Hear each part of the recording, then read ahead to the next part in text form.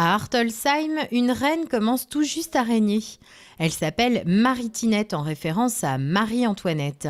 C'est Anne-Laure qui a créé ce personnage il y a quelques mois.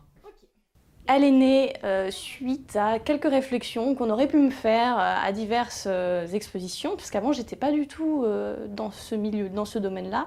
Je faisais de la peinture néoclassique. J'ai fait la rencontre de quelques personnes qui, bon, bien sûr, le regard très critique, ça ne va pas, les yeux, ça ne va pas, c'est trop grand, le nez est mal placé, c'est trop long, c'est trop petit, le visage, regardez. Et à un moment donné, je me suis dit, ok, pas de souci Anne-Laure, tu vas t'en servir.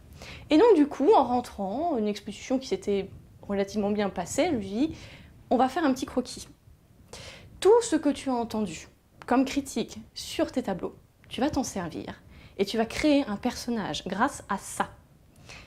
Et Marie-Tinette est née. Anne-Laure est passionnée par l'histoire de Versailles et plus particulièrement l'histoire de Marie-Antoinette, au point même d'avoir une représentation de la portraitiste de la reine Élisabeth Louise Vigée-Lebrun.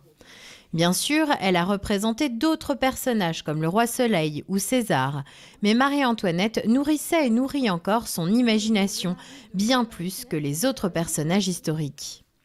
Et elle est aussi accompagnée de son meilleur ami, le moineau, qui s'appelle Squishy.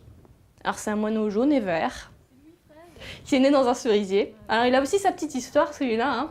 C'est-à-dire que quand Marie-Tinette était enfant et qu'elle est arrivée à Versailles, elle était toute seule.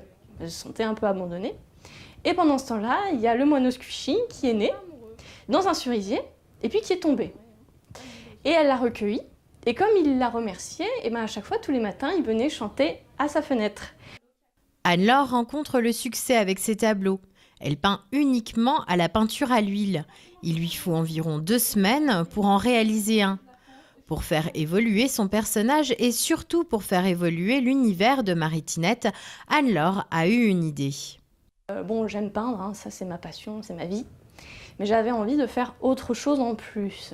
Et je me suis dit, je vais essayer de faire des boîtes qui représentent ma marque, hein, Marie-Tinette ici. Et donc du coup, je me suis dit, je vais rester dans cet univers. Là par contre, j'ai été inspirée de quelque chose que peut-être que vous, je pense, vous connaissez. C'est le film de Coppola, Marie-Antoinette. Et quand vous regardez, il y a un côté décalé. Il y a du rock, hein, dans ce film, et il y a énormément de cupcakes, de gâteaux, elle se goinfre avec ses amis de tout ça. Et je me suis dit, les boîtes Marie-Tinette, il faut qu'il y ait des cupcakes, il faut qu'il y ait des macarons, il faut ça. Anne-Laure n'hésite pas à exposer Marie-Tinette sur les marchés Noël comme celui de Soundouze.